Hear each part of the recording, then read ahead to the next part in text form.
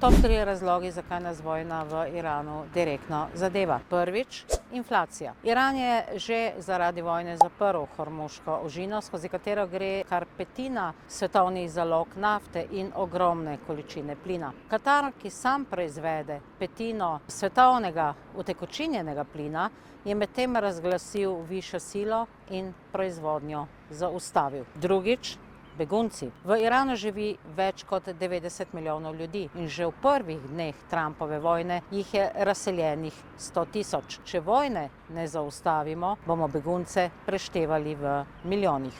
In tretjič, napadene države so valilnice terorizma. In kdo bo na koncu kriv za dvig cen?